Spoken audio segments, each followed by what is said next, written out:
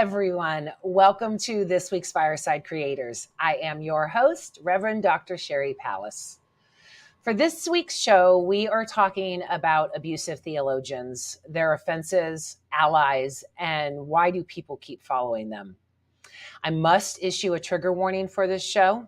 We will be talking about all forms of patriarchal and religious abuse. If you have been a victim or experienced trauma, please seek help with healing from these horrific events. If you need a referral to someone who specializes in this, hit me up. I can send you some names. They've probably been on the show. Please remember to keep all comments and questions related to the show topic and that this is a safe space. Whew, kind of nervous about this one tonight. Thank you all for joining us, and I am looking forward to all of your comments and questions. If you're watching on YouTube, please hit that like and subscribe. If you're on Facebook, grant StreamYard access so we can see your name when you have a comment or a question. I want to give a shout out to our top sponsors, Ruth, Kirsten, Michelle, Ray, and Heidi. Thank you so very much. I really appreciate your support. And if you would like to support the show, you can go to sherrypalace.com. There you will find literally dozens of ways and for as little as $3 a month. Thank you in advance, and thank you for welcoming us into our home and joining the conversation. I appreciate you all. Okay, enough housekeeping. Let's meet our guest and get smarter. Carl Forehand is a former pastor. He is a writer, podcaster, and blogger. He and his wife co-created the Desert Sanctuary, a home for spiritual nomads. And his latest book is Learning to Thrive, why do I keep saying that? Leaning Forward, and it's available on Amazon. Welcome, Carl. Hey, how you doing? I am well. How are you?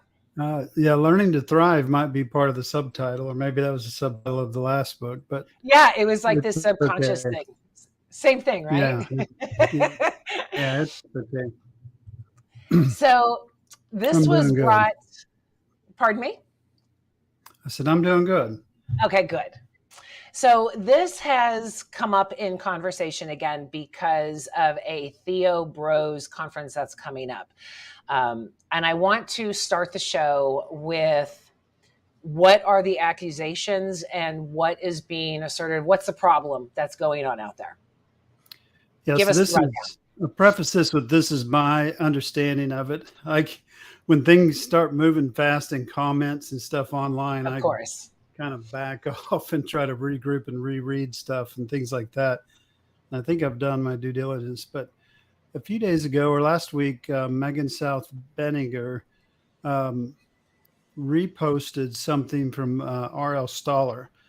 And it was a post about Tony Jones and the theology beer camp that's being put on by Trip Fuller and some of those. And so what R.L. Stoller was looking for was a response from some of the speakers about the fact that a known accused abuser was speaking on stage with them and what did they think.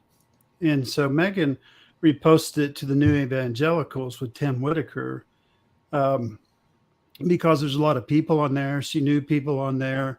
And also Tim is a big supporter of the Theology Beer Camp. So that's how it got posted there. And basically just with a few tags to say, what's the deal? You know, what's going on? And it just erupted.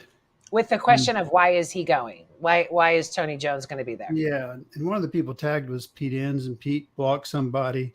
And that was posted, you know, that I think it was R.L. Stoller that was blocked.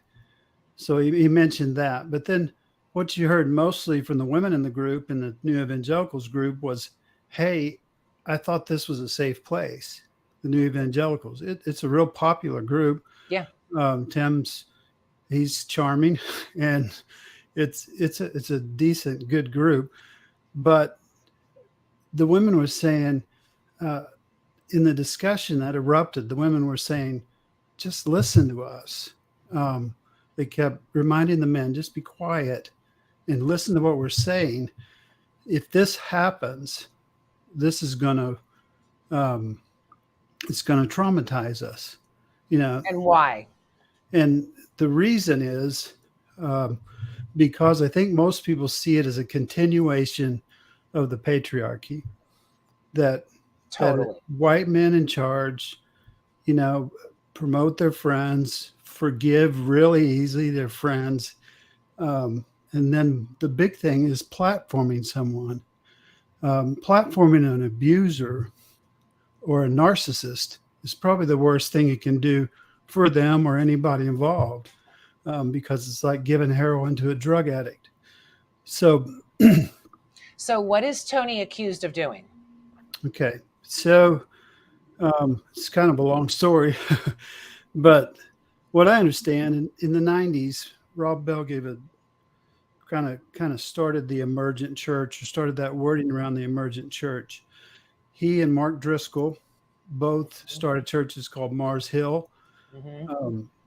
Tony Jones was in that time frame, that mix, and he kind of became the de facto leader of the emergent church.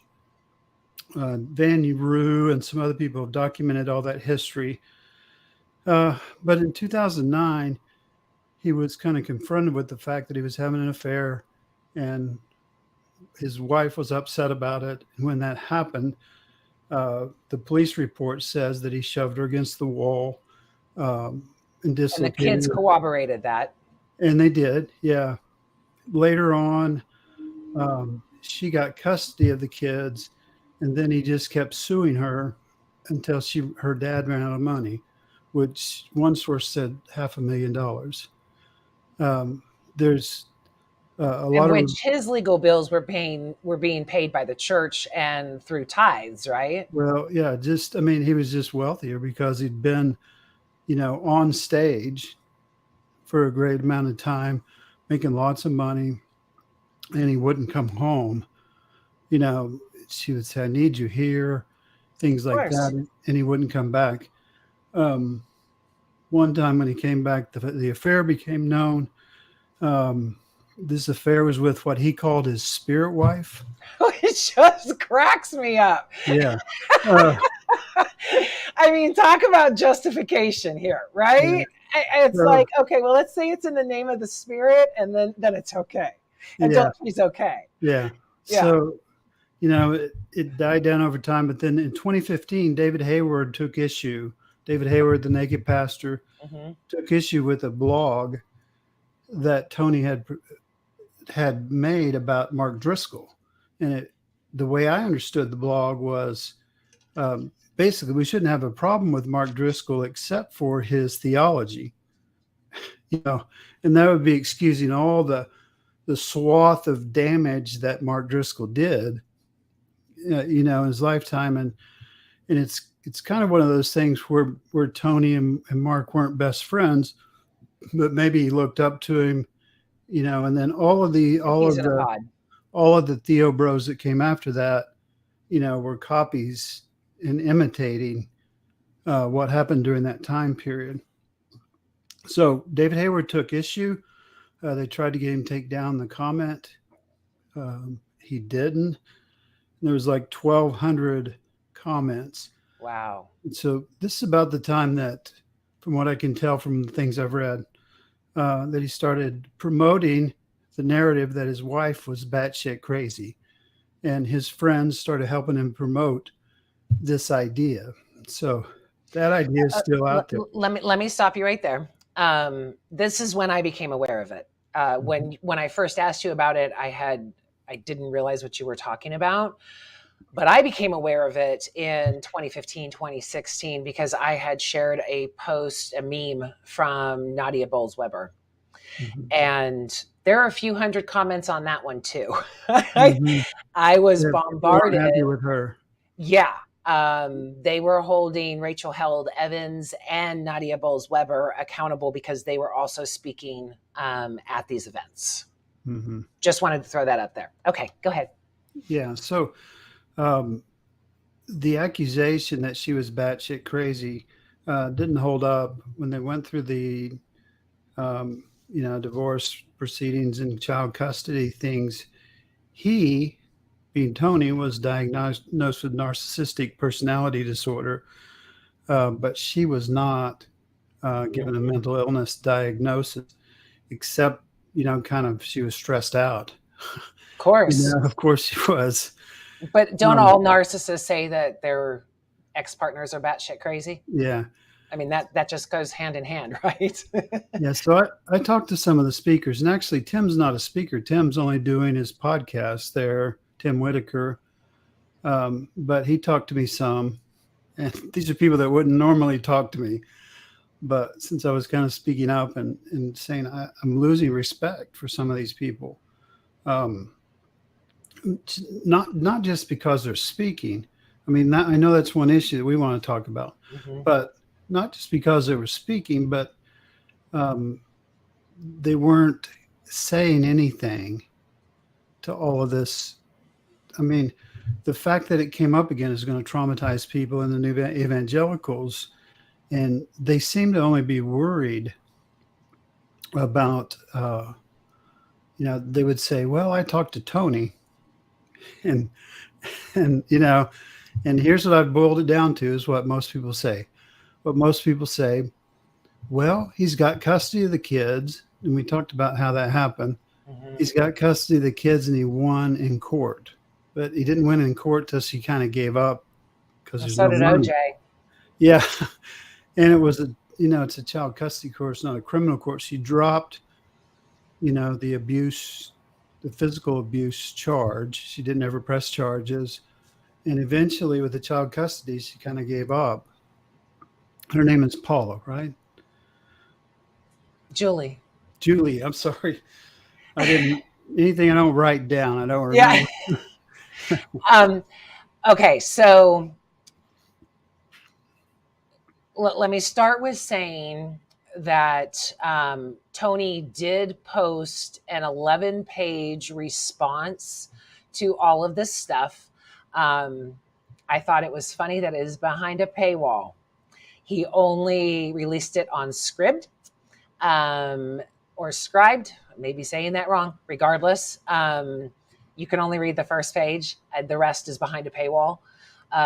So I will post the link in the YouTube description as well as a Facebook link. So if you are a member of this SCRIBD, then you can go ahead and read it. Just one more thing. Go ahead. So it's pretty obvious that Tim and the new evangelicals kind of fumbled this. Tim, after about a day or day and a half, posted a video in the new evangelicals, which most of us got to see before we got kicked out or left the group.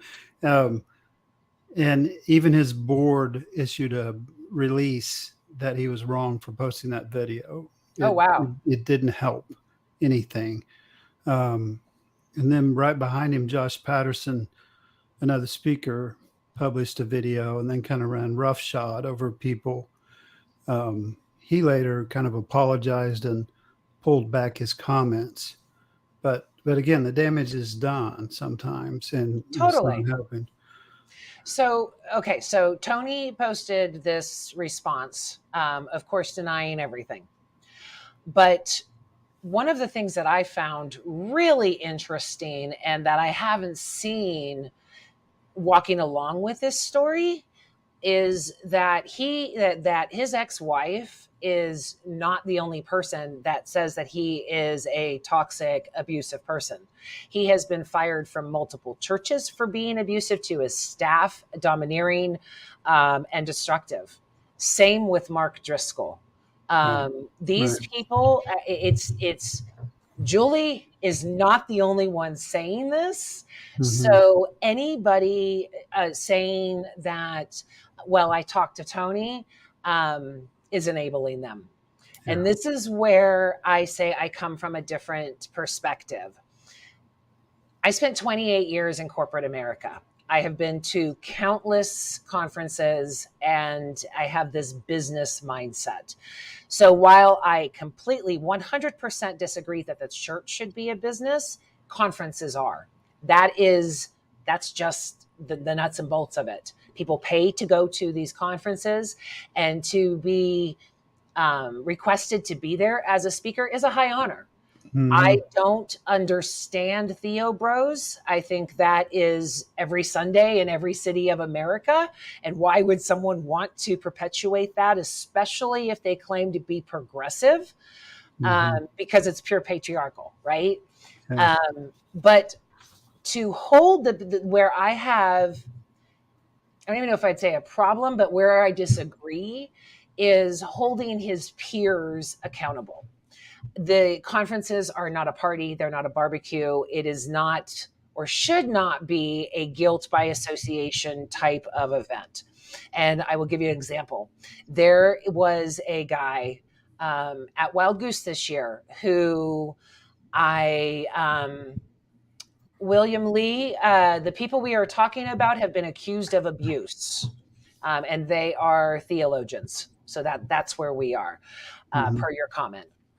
So anyway, there's a guy who I think is one of the biggest hypocrites in this industry.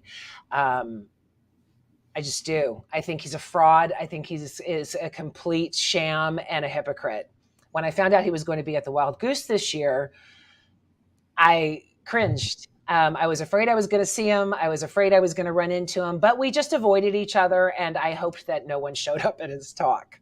There was no way that I would have silenced myself, because I wholeheartedly disagree with this one individual. Where I think that things are misguided is going after the speakers. The reason these guys are being invited to these conferences is because they draw a crowd. Yeah. I would hold the people who invite them to some accountability, but when it boils down to it, they are running a conference, which is a business. So they are inviting these guys, these toxic theological bros who are the epitome of the patriarchy, who are the antithesis of progressivism, because you can't be progressive and be the patriarchy. Why are people going to see them? If we spent, and this is why I wanted to do this show, if we spent our time educating people to say, this is what this guy is that you are going to see, if no one goes to his talk, he's not going to be invited back. It doesn't matter if there's 500 speakers there. If no one shows up at his talk, if the consumer does not consume his product, then he's not going to be invited back. Yeah. So while we want allyship, and while we want the other theologians to say, I won't go to this type of thing, in my opinion, that's too much to ask. They are doing their jobs. 1%, less than 1% actually, of authors can support themselves off of their books. Most of the conversation, or most of their revenue comes from speaking gigs, from conferences, from all of these types of things. So it's their job. It's, like I said, it's not a party. It's not any of this. And while I really wish Pete Enns and some of these other Theo bros would say, wow, this guy's a fucking asshole, we don't want him at this event, it's not their part to say that, in my opinion. Yeah. The trouble with the patriarchy sometimes, though, is this: everyone else wants to be where they are. And because everybody wants to be where they are, you know, you could use a lot of dirty words, but we'll keep it clean tonight. I'm not. There's a lot of sucking up to those people. And a lot of times the people in the audience are the people that want to be on the stage, you know. And well, then why are we looking up to people that are so flawed? I mean, like I said, it's not just his ex-wife that is saying this. It's not Driscoll's ex-wife. Why do people vote for Trump? It's the same. It's the same malady, but it's just as prevalent in religion. Tim, that would be a co-creator. Yeah, that's what I was speaking of. So the stats right now for the speakers is it's 82% white. The speakers, and 68% men. versus women. So men versus women, white, non-white. I don't even know why anyone would go to this. I like I said, it's any given Sunday at every, in every city USA. I do want to back up a little bit because I've got a whole thing of notes. Nadia Bowles-Weber and Rachel Held Evans, when they were assaulted with this, it was the same type of thing. They wanted to push aside. In fact, their response to the situation, and I said this to you in private message, I did not agree with. I thought it was, I was very disappointed in their response. And basically they said, if I'm remembering correctly, Tony is not the movement. The movement is bigger than Tony, and we're not going to be addressing this. So that is very disappointing coming from it. But again, if we're supposed to be progressive, and I don't even like the whole progressive Christianity movement and total, because it just seems like a switch of marketing.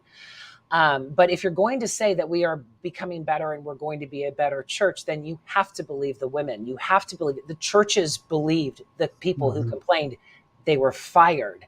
And as soon as they were fired, it's like a bad cop going to a different area. He kills somebody in Atlanta and then he moves to Jersey and kills somebody too. This is a perpetuation thing. But again, it's not the people who are speaking at these events. It's the people who are paying to go. So what Nadia and RHE did was start their own group. They went to they started the Evolving Faith in 2018 to try and get a better handle on this. That might be something we need to do. What was the nature of the abuse and who were the abusers? Specifically, we are talking about Tony Jones tonight. He was physically abusive with his ex-wife, as well as he cheated on her. Yeah. What did you say, Carl? I said emotionally abusive also. And, yeah, emotionally abusive, physically abusive, financially abusive, very, very narcissistic. I mean, I know that word gets thrown around a lot, but if you're looking at it, I mean, even what I could read of his defense was, I mean, I stop at, she's a crazy bitch. That is not an argument in any way, shape, or form. Witches were burned for that shit years ago. Right. That is pure patriarchy. And again, against the progressive movement. So it's hypocritical. It's damaging. But I think that the only way that we are going to create a difference is, again, if we start educating people who will want to go to these events. Why? Why would you want it? Why, is it because you get to see all of these voices in one? Fantastic. But knowing that there are people there that have abused his wife, the children reported it to the police when they first got, and their first investigation, the abusive, tendencies of backing off of the reports, all of this is all textbook stuff. There's nothing to talk to Tony over. The only thing to talk about is whether or not you're going to continue to support him, or if you're going to turn your back on him. And I am not saying that turning your back on him is not doing your job, not going to these events. But don't go to fucking barbecues. Don't go to the music, festivals with them. Don't be his friend, because that it reflects on you. And that's what I told you the other day. I'm like, what their actions in response to this, they can totally be held accountable for. Not wanting to not do, to silence themselves or not further their career, I can't hold them accountable for. Yeah. But if they protect him or they defend him, that's why I came back at you like, what was it, 2 or 3 hours later going, wait a minute, I can't get this out of my head. What are they saying to defend him? And so there is no defense. There is no defense. We should not be looking at spiritual leaders who are abusers. We should not be looking at spiritual leaders who are narcissists. Spiritual leaders are supposed to teach us how to grow and how to love. Now, how you discern what your spiritual leader is kind of shows where you want your track to be, right? So I sort of agree with you. We shouldn't go after the speakers, but we should ask them to speak up about it. How do you feel about it? And sometimes when you do that, they get defensive. And I can't help also that I'll lose some respect for someone who won't speak up. Well, see, And I and don't think that's their only income speaking at conferences. All of them are professors. Many of them have their own church. They have a but following. it's still their business. And I Yeah. mean, coming And from a corporate background, again, I look at this as, it's a conference. So I look at it as a business. And the story that I told to you was, I mean, there was this guy who totally stole from me. Actually, in every job I had, people came after my accounts and stole from me. And I still had to associate with these people. My boss ended up shaking this guy's hand. He literally stole more than $60,000 out of my pocket in pay. And I still had to associate with this man because he was going to be at the same conference as I was. yeah. So if I were to speak out against him, if I would have stood up and said, oh my God, Andy is a thief, he is doing all this, it would have looked bad on me. It would have been unprofessional for me. I still needed to go and do my job. So to But not get into did you this, respect that guy after the confrontation? After you knew, you didn't respect him oh anymore? God, no. And Oh so God, no. that's what I've said publicly about some of these guys is just to say I don't quite respect them as much as I used to. I'm not going to try to destroy them. I'm not going to, not that I could, but this guy. So even like the ladies said, like Nadia and some of them said, Tony Jones is not the whole problem, but he is the poster boy for this type of behavior, and he's a representation of those people. And the question is not whether he or his wife were more right or not. No. It seems like she was, but it's what is it doing to the victims, and what does it do when we have to keep addressing this patriarchy issue, and it never seems to go away. Do we have any idea how many tickets they've sold to this Theo Bros thing? I have no inside information, and every time I try to get inside information on anything, it gets me in trouble. I mean, because a couple of they're expensive. Conferences are super expensive. Sure. So a couple of these without drawing the big crowds, again, I don't. I know the people are, let me rephrase that. I've met the people who are throwing this on, and I just can't even get my head around where they thought this was a good idea. Well, Flamey Grant said she didn't get paid anything to come there, just travel expenses. So I don't know about the inside Theo Bros, what they get or whatever, but it's recognition. It's when you get invited to these things, it is a status symbol. Yeah, It's get people more want to hear viewers, you. more followers. Yeah. Whoever said amen to that, how did they think this was a good idea? I don't know. The patriarchy has had some really bad ideas in the past, so it kind of fits in with all of that. But we are a capitalistic nation, and the way to get these people to stop is to hit them in their checkbooks. Yeah. Not check morality, not ask them to silence themselves, not ask them to speak up for something they're not comfortable with. Let's get them in their pocketbooks. They will not be able to put on these events if they're not profitable. It's just the way it is. Yeah. So someone said the last thing, a narcissist needs is to have a platform. The trouble is most pastors are narcissists. And I know that from experience because I, even as a small town pastor, I could feel myself, people, to me, the platform is the problem. And it's been going on since Constantine. We started doing that, putting the pastor up on a stage to speak to us. We don't get to question, and so on. But narcissists, the worst thing you can do for them is put them on a stage. That's the worst thing. Okay, but this is where we have a different agreement on this, and I'm sorry if I'm interrupting you, but a platform is not a stage. A platform is the people. Yeah. So if we, when someone says, "What is your platform?" I say, "I have this many thousand followers." So if these guys, I mean, I was looking at Driscoll's website and his YouTube channel last night, and I was appalled. I mean, it's just more of this destructive, angry, judgmental, exclusive theology, and I'm like, wow, this is nothing new. I thought this was supposed to be progressive. So they're not even hiding the fact that they don't like woke, they don't like equity and equality, because their speakers are representing that. So, one of the things I've said for the last few months that I've been working with the Wild Goose, and we got our pictures back from this year, and I couldn't believe how colorful they were. I couldn't believe how many women and men of all different colors and identities were in there. That's what we're supposed to be looking forward to. That's what we're supposed to be growing. Not a community of Theo bros who are narcissistic and beat their wives and talk shit about everybody else and say, hey, can you stand by my side? This is what this is all supposed to be collapsing.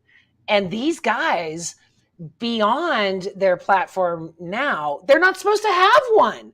Why would anyone follow or want to hear someone speak that has done this? And I go back to your comment, Carl, of, well, Trump supporters do the same thing.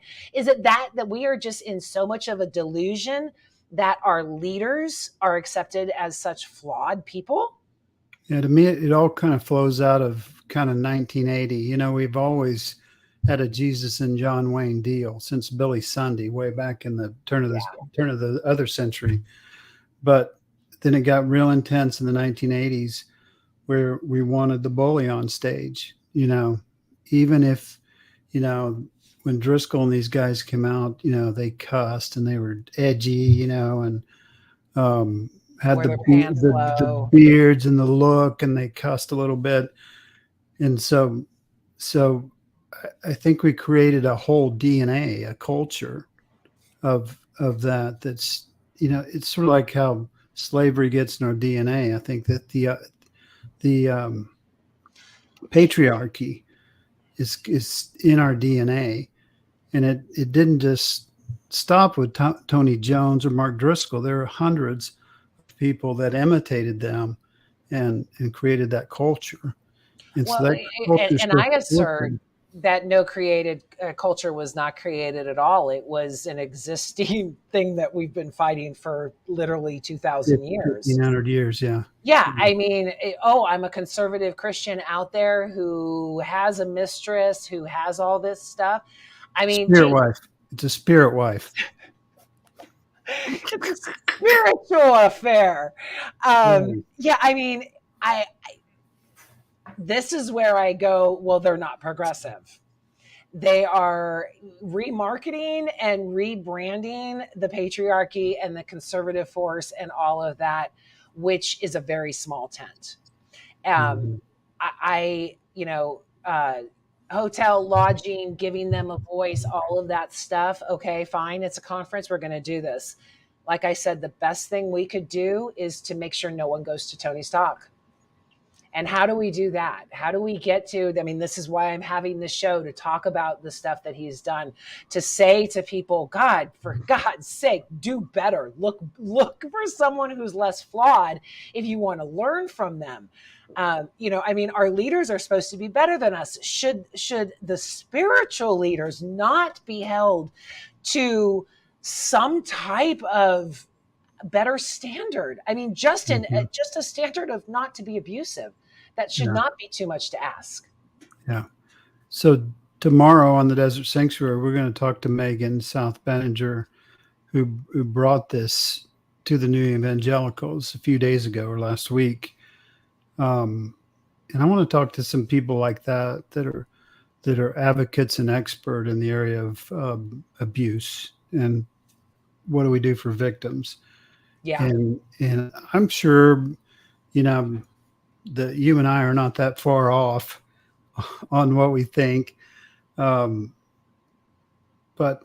it's kind of that battle of what we were seeing in the New Evangelicals when this broke last week. It's women screaming, listen to us. because we understand the problem a lot better than you do. Because I think there's that part of the male ego sometimes that just wants to be important, and I know women do that too, but um, and we've been taught that we're the ones that have to lead and so on. And I want to Such a hear stupid Megan the societal more. construct. What's that? It's such a stupid societal construct. It Mm-hmm. really is. Yeah. I mean, undue pressure on you guys, really bad expectations from us,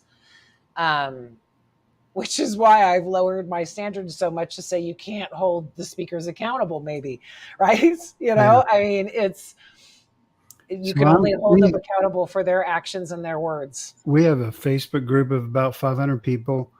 Laura and I write books, and we don't sell a ton of them, but sometimes I get feeling like that's not enough. I'm not adequate because I'm not one of those guys up on stage or as popular as someone else. But I think part of it is just that we've got to get away from them. Even if you don't call the stage the platform, we got to get away from being popular. And I said one day, instead of listening to so many preachers, we should have been listening to each other. And I think deep listening in groups to each other, we get a lot of that through podcasts. We get that satisfaction from hearing someone else's story and listening to them and helping them heal, and they heal us. And I think those are the kind of things that change the world. I don't think the guy on the stage really ever does. I don't think that's where our life comes from. I think our life comes from how we interact with each other. And so, yeah, but I mean, isn't that your and my goal? I mean, when you spoke at the Wild Goose, did you not hope to change one person? Did you not hope to say something that really registered with someone else and really made that? I mean, yeah, that's the nature. I think one of the things I realized though when I got home was I think I could do just about as much from here, without being on stage somewhere. I can produce a podcast pretty easy, takes an hour. I can give that to some of my friends, or I can host somebody on a podcast and listen to them. People are influenced by books as well. They'll read something that gives them language for their struggle. That's healing. And okay, but fair enough. But I mean, because you have found another way. I mean, again, yeah, but everybody wants to be popular. Exactly. That's what I'm saying. I mean, as writers, it is an honor. When you are asked to go to one of these conferences, it is an honor. When I was first asked to go to the Wild Goose, I think I danced for 3 friggin' days. It was an honor. You're being seen, you're being heard, and you're going to be able to get that message out. And that's what I mean by it is a business. If you want to ask someone to come talk on my show or your show or something like that, you kind of have to be in agreement. I just had an experience this week where a world-renowned person, I will not say any names, world-renowned sports figure, we'll stop at that, seemingly took issue when I said you have to love your neighbor. And I have been cut off the list now and all of this type of stuff. And the only thing I could think of is, whew, oh my God, can you imagine if I allowed him on my show? Because we were working, he was going to come on my show. And I was like, yeah, buddy. But if he came on my show and said all of the things he was saying to me in text, I would disagree. I would stand up against him and I would do these types of things that's who I am. And probably incur a huge backlash from people from MAGA, from people who say, I'm sorry, loving your neighbor is bullshit, and all of these really weird Christian things that they're doing now. So having a business and not liking someone there who you work with is one thing. Supporting them and giving them a voice is another. So that's why this guy, not going to be on my show. Not going to happen. Right. I am not Trip Fuller. Like I said, I've met Trip. I don't have anything against Trip. But like I said, he wouldn't be putting this thing on. He wouldn't be inviting Tony if he didn't feel that Tony was going to be a huge draw. Mm-hmm. Oh, I see that. As I got on this and this hunt. Okay, so William, really quickly, the patriarchy is, let's see, have you ever seen that umbrella? God, husband, wife, children. Mm-hmm. The patriarchy says that men have power, women are submissive. It dismisses female emotions. It dismisses female voices. It dismisses female power. It is along the lines of misogyny, but patriarchy implies power. So you're going to have church leaders, you're going to have the Vatican, you're going to have all of those types of things where we would say that's where the patriarchy is. If these people were not speakers, they would be misogynists, not patriarchy people. Is that clear enough? Anything you want to add, Carl? For white men, we're basically born with some privilege. Yeah. That with or without religious although structure. Africa has a huge patriarchy problem, so it's not necessarily white men, but it is men. Mm-hmm. Yeah. Can you see the comment up says the worst part was the secondary abuse after women's voices were silenced, deleted, censored. T&E, that's the What new is evangelical. The new evangelical? Okay. Refused to allow any dissent. So that's just what happened. There's still people being deleted out of that group and comments deleted, things like that. So. And I want to address this one too. In response to the other one, leave the group. If you're being silenced, if you are being further traumatized, leave the group. It's not healthy for you and they don't deserve your membership. Tina, Carl and I discussed this, which, like I said, is what spawned this show. And I look at it as like I said, when, the church should not equate to a business in any way, shape, or form, but these conferences are. Mm-hmm. Now, if someone churches realistically are. They are, also. And that's the problem, right? Yeah. That's, so I will always say bullshit, the churches should never be. But again, these conferences, that is the nature Definitely of it. Are, yeah. Yeah. So you are asking, or to go along this, you being a general term, asking these people to not do their job. You're asking them to silence themselves and to forego an opportunity that they worked really hard for. I used when Carl and I were discussing this, I used the example, and I'm not equating it to the Olympics, but it is kind of along the same line. So it's close enough to be able to use as an analogy. Imagine that Mike Tyson is going to the Olympics and Robin, his ex-wife, and all of the women that he abused start going ape shit crazy, right? Totally justified. But would you expect the other Olympians to not participate in the Olympics too because of this guy, because of Tyson is going to be there? That wouldn't be fair to them. You could totally effectively and probably more effectively target the people who were looking at buying Tyson's tickets to go see him fight. Not the Olympians who worked their asses off to say, hey, I did everything I could to get here. But the actual people who were giving Tyson this platform, who were supporting him being there, that's where we need to go. So I just think that telling people whose job it is to be there to not do their job is, while it would be wonderful, I just don't think it's realistic. I really don't think it's realistic. I really think the only way that we're going to do this is to educate Tony's fans, to educate the people who want to hear him talking to and who value his message, which again is absolutely beyond me. I don't even understand why. I mean, the guy at Wild Goose this year, I didn't even see what time he was on. It's like, okay, I don't want anything to do with that. But again, asking them to silence themselves because of Tony, I don't know. I think that kind of platforms him even more. It gives him more power. No? Yeah, but I think it's all right. It's all right to leave that option open. Totally. Not to say yes. that people like P-Nans shouldn't step down because they deserve to be there. Well, I mean, they deserve to by some standards, but other people have worked just as hard as them and aren't there. Some of it is privilege. Some of it is the way they speak, and it appeals to people and things like that. So they're there, but I think suggesting it to them as, could you do something to affect this? Because if someone doesn't affect it, it's never going to go away.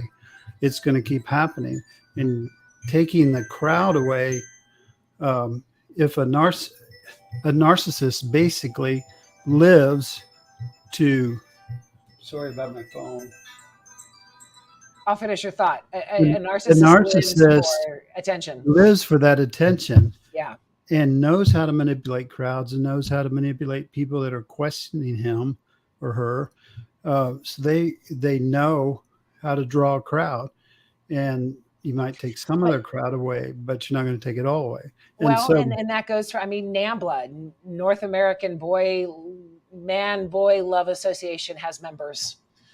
You're never going to turn everybody against an abuser, but what you can do is limit their exposure. What you can do is not oblige them. Again, if you went to this event and you were protesting Tony's speech and not going and, warning anybody, hey, do you know you're listening to an advisor or to an abuser, and then saw him having lunch with a bunch of the bros afterwards, I'd have a problem with that. I don't have a problem with them speaking at this event, but I would have a problem with them encouraging or aligning or being his ally. Back to my corporate world, when that man stole from me at the conference, my boss went up and shook his hand, and Andy, the guy who stole from me, said I should probably apologize, right?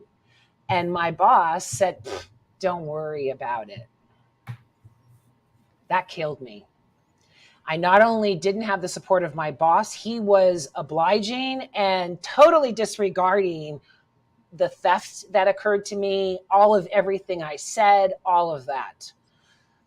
Now, it's a different situation because, again, it's not theologically based. It's not morally based. It's corporate based, and that's all according to money. But what I did at that point was quit. I was like, I'm done. I'm done with this life. I don't want to be by there anymore, and decided to focus more on what I'm doing now. I could do that because I prepared. I had all of these things. I laid out a plan. I had spreadsheets. I had all of this stuff. But asking everybody else to do so because of their Andy, like I said, it's just not reasonable in my book to hold them responsible for their actions, but not for Tony's. Yeah. Okay, let's see what these comments. I feel like I'm asking them to use their hard-earned power to advocate on behalf of the marginalized. Totally warranted, especially the ones like Tim who have defined their entire platform as calling out abuse and holding space for the marginalized. So yeah, I left the group, and I no longer support the new evangelicals, just like I no longer support politicians who support Trump and participated in January 6th. Indirectly pulling support is also effective. My point exactly. Exactly. Next one. So Tripp Fuller did exactly this, defended Tony by saying he had been such a great fan. Oh, God. Okay. So then you hold Tripp Fuller accountable for his defense. I, again, do not believe that Tripp should be held accountable for Tony's offenses. But if there is a defense, if there is a bro code, like what I experienced in my, because guaranteed no woman would have stole from me in that last organization. Yeah. Only because he was a man did he get away with it. And the bro code existed. So if that bro code trumps the marginalized or silences the marginalized or any of that, no, he should be held accountable for that. Sorry, Tripp. I know I said hi, but I hold him accountable because he, under your theory, he invited him just because he's popular, and also because he's one of his best friends. So, what's happened over the years, and Tripp should be able to be cognizant of the patriarchal damage that keeps being done every year, and the way things like this blow up, what they do to the abuse victims. He knows that, Well, but and he Tripp will be chose held accountable. to say, "I'll invite the one that'll get sell tickets." Well, okay, so, and this is where I go back to, it's not just Julie. I mean, he's literally gotten fired from churches for being abusive. Yeah. So if you're going to justify and defend an abuser, I mean, okay, one time, fine, she's a hot mess, whatever. Say your patriarchal bullshit to defend your bro, whatever. But when there's a pattern here, when people who aren't married to him or spiritually married to him, people in their congregation, people he is supposed to be helping, are saying he's abusive, then you're standing by an abuser.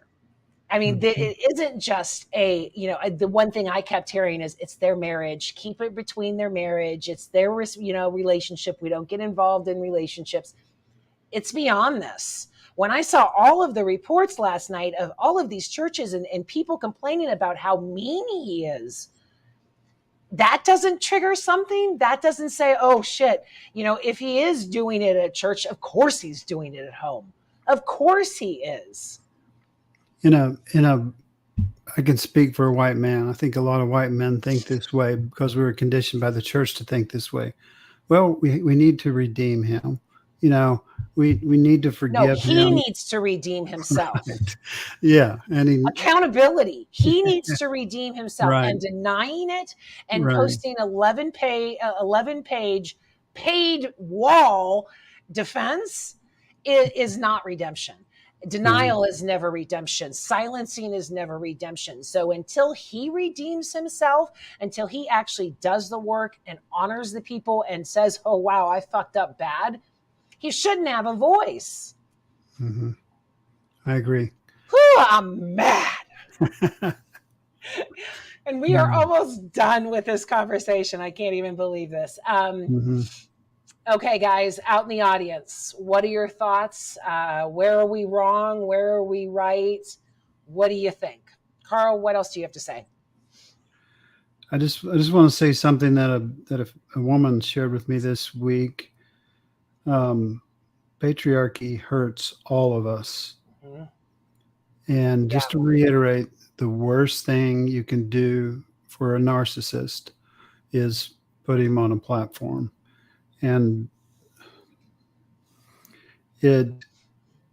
because it's not just hurting us, it's hurting them. And it's continuing that cycle, where people can adopt this kind of monarchical view of controversy. We just won't say anything, and we'll just keep going, and people, keep the trains running, and people because that's enabling them, and then nothing changes with that. It's all enablement. It's all perpetuation of the patriarchy. I mean, hey, if you want the patriarchy, you, again, being in general, if you support the patriarchy, if you think women should be submissive, more power to you. But don't claim to be progressive. Do not claim to be part of any type of progressive platform of equality or for the marginalized or anything like that. Because you can use that as your sales pitch. You can use that all over your marketing flyers. But in the end, it's bullshit. If you are supporting these people, if you are silencing them, it's bullshit. And capitalism will win in this case. When you stop getting ticket sales because of the people that you have on your stage, you're going to learn. When the victims are coming after you on social media because you're silencing them, you're going to learn. If you don't, then you're just going to go the way of all of the other conservative pastors that are now being silenced too. Yeah, I agree. We did it. Take a breath. Thank you, Tim, for acknowledging what a hard conversation this is. And if anything, I hope that we gave an example of how two people who are not on the same page necessarily can talk and work this stuff out. But I don't agree that anyone should be on Tony's page. So, I mean, Carl and I come from that platform to say that, no, this isn't right. No, no one should be wanting to hear the words of an abuser. One of the things I'm going to ask Megan tomorrow, the fact kind of came out that some of the people on stage have been abuse victims. Ooh. And I asked somebody that, in the heat of all this, I said, why do abuse victims tend, it's almost like they're super hopeful in an abuser when they see an abuser. Well, we hope he's going to change, and I want to ask her about that tomorrow. Well, the foundation of Christianity is redemption. Yeah. But it's also not following the religious leaders that aren't worthy. I mean, that was Jesus's whole mission, was assaulting the church leaders who were doing it all wrong. So now if you call yourself, I mean, Driscoll has this whole thing about, are you a true Christian and are you not a true Christian? And it's all about exclusivity and hate.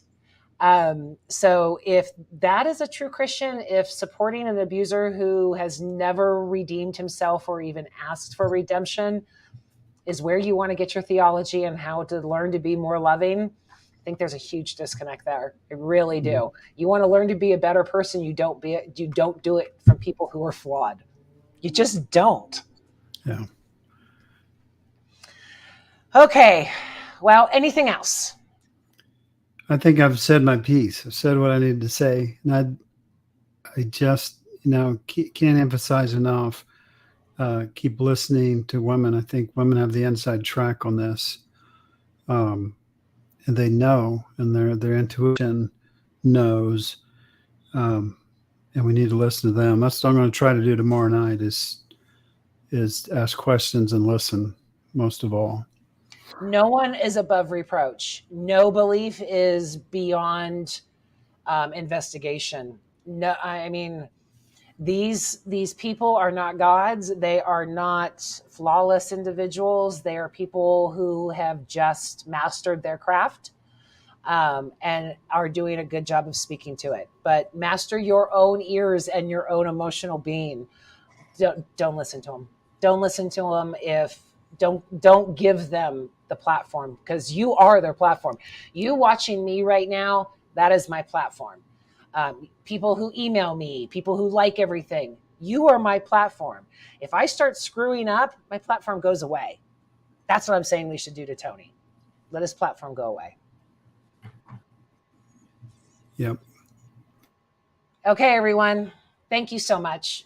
I will post, just because I said I would, Tony's scribed, whatever link there is, as well as the links that have come through on the show and the ones that Carl posted for all of the background stuff. So you guys will have all of your homework and stuff like that to go.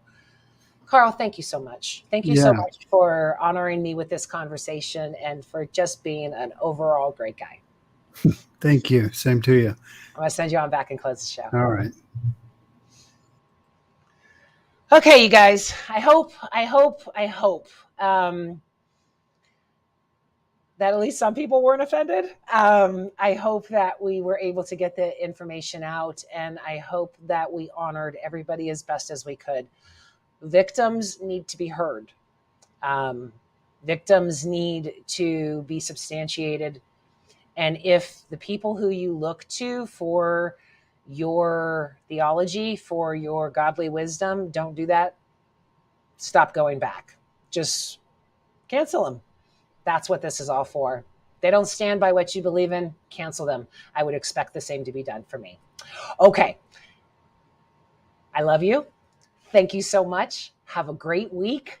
Hit that like and subscribe, share the show, all that good stuff. And as always, never forget, walk in love. I'll see you next week. Bye.